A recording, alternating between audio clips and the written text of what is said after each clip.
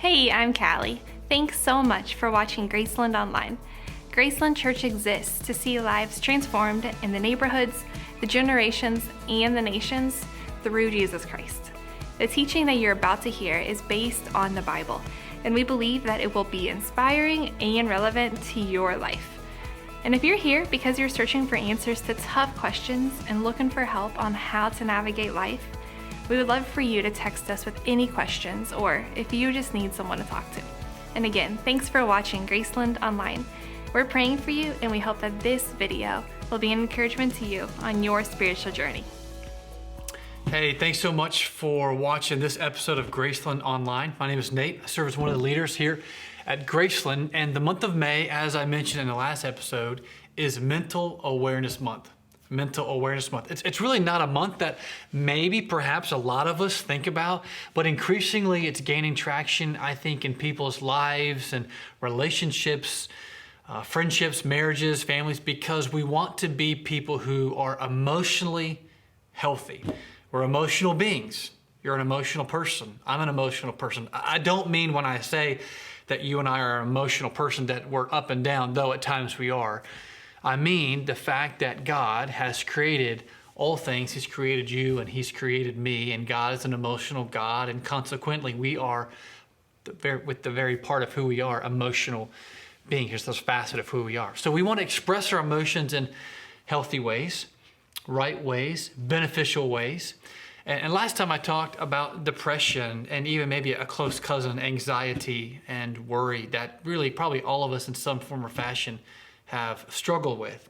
What I want to do today, just for the next several minutes, is talk about anger. Anger, I think, perhaps is one of the most common emotions that people express, that people, I would say, maybe struggle with, engage with.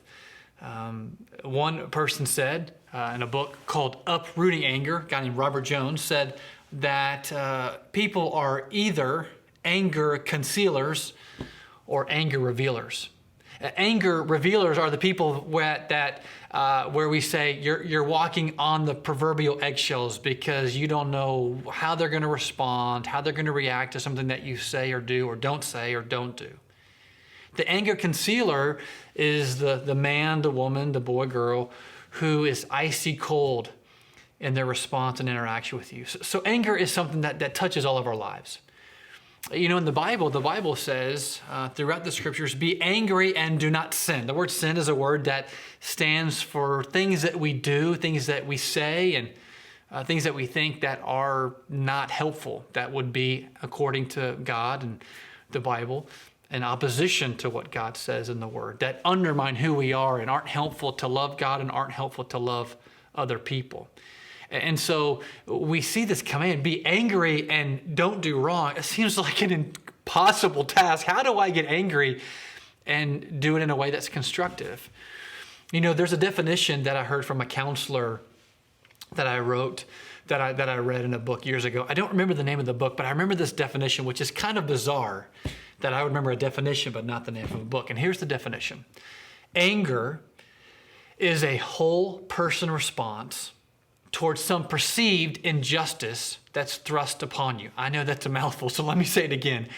Anger is a whole person response towards some perceived injustice that's thrust upon you. Now, I don't know about you, but when I'm driving and someone cuts me off, or I'm in a conversation and someone slights or maligns my character, or I'm not privy to information, or I'm not invited to a particular party or group gathering, when I feel like there has been some type of injustice thrust upon me, it is amazing how every facet of Nathan Millican is focused upon the injustice. My feelings, my actions, my words, my thoughts, my disposition, everything's focused upon how in the world would you do that to me? Do you know who I am? And that injustice, that seeming injustice that's thrust upon us. Anger is a whole person response. Action, thoughts, feelings, words,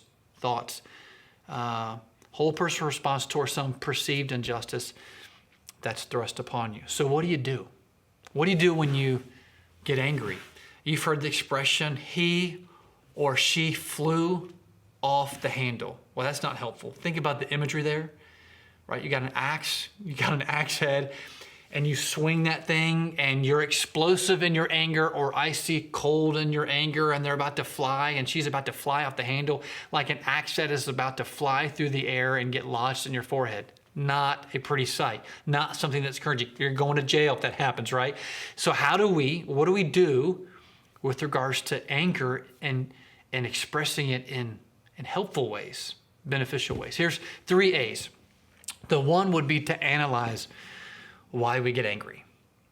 Why do we have angry, resentful, bitter, sometimes thoughts, actions, feelings of rage? Why?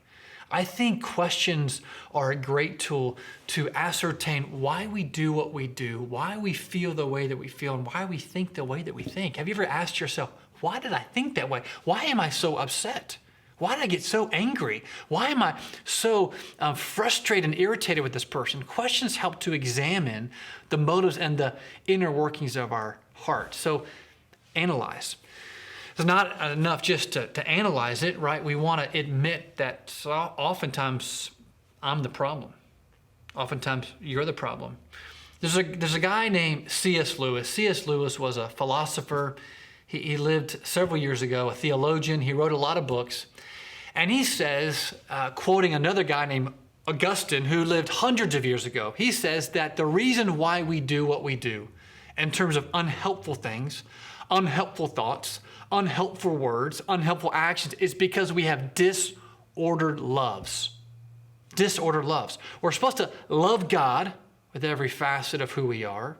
We're supposed to love the people around us, but oftentimes for me, and I would imagine for you as well, we love the things in our life that it's okay to love, but we love them to a degree that we shouldn't love. And when somebody violates that love, when somebody doesn't appreciate our affection, when somebody doesn't acknowledge our pursuit, we get offended because the issue and the root of our problems is a disordered love. So you want to ask the question, what is my disordered love? Why did I do what I do?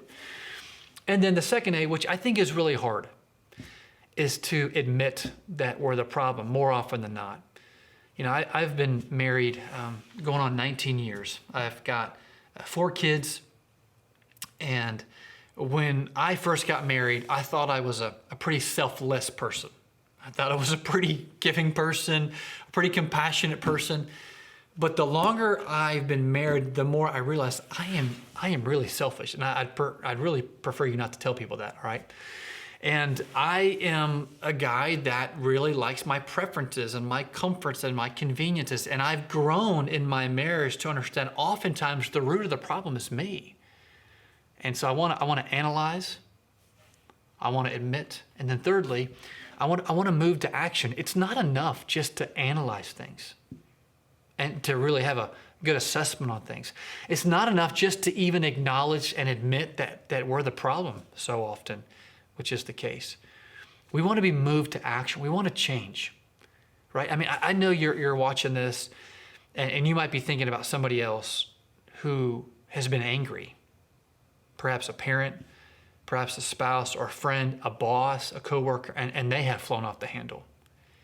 And they have said things, done things that have been deeply hurtful, that have wounded you, and you think, man, I wish they would analyze things. I wish they would admit that they're a problem, but I don't want them just to stay there. I want them to change. I want them to be moved to action. And we want to change. All of us want to change. All of us know, religious or irreligious, spiritual, non-spiritual, Christian, non-Christian, all of us, I would hope, would readily acknowledge, another A, that we've not arrived. None of us are perfect.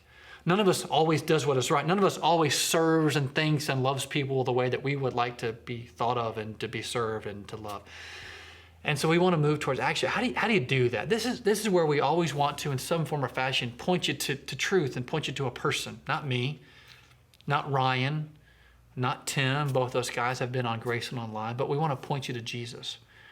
Here's the amazing thing about Jesus. You and I, so often, as we live in a broken world, are the recipients of brokenness. We're the victims of hurt and unkindness and mean-spiritedness and injustice. And we ourselves do that with others, right? And for us to respond graciously, kindly, patiently, mercifully, sometimes it's like an act of God. It is for me. When somebody is rude and unkind, cuts me off, maligns my character, it's really difficult for me to respond not in like manner.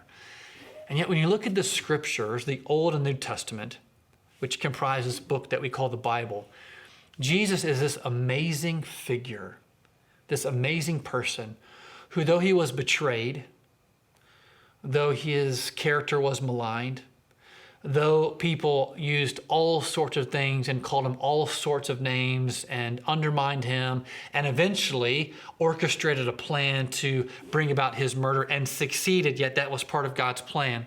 Maybe an episode for another day. The Bible says in a book called 1 Peter, a guy named Peter wrote it to people who were going through really difficult times. And he says, hey, one of the ways in which you can actually not respond in like manner, one of the ways that you can be distinct, one of the ways that you can be different, one of the ways that you can show that Jesus has really changed you is by looking to Jesus, who though when he was ridiculed and maligned, he did not respond in like manner. Jesus never was unkind. Jesus never maligned someone's character. Jesus never was sinfully angry. Jesus never flew off the handle. And so what we want to do continually, as you think about emotions and mental awareness month, we want to root and align ourselves to the person of Jesus who perfectly, consistently, lovingly expressed himself in ways that honored the Father and honored and loved the people around him. That's really difficult for me because I want to focus my eyes on my circumstances, and what I need to do is focus my eyes on Jesus, who helps us analyze what we do and why we do it, helps us admit that we're the problem, and helps us move to action to more helpfully, lovingly express our emotions. Hey, I hope that encouraged you, perhaps even challenged you. If that's the case, we'd love for you to like this, subscribe to it, or even share it with others. We look forward to talking with you next time on Graceland Online. Take care. Thanks again for watching Graceland Online. We hope that God spoke to you today through this video. And again, feel free to text us if you have questions about what you heard, or if there's a way that we can help you. You can also find more videos and resources at gracelandchurch.online.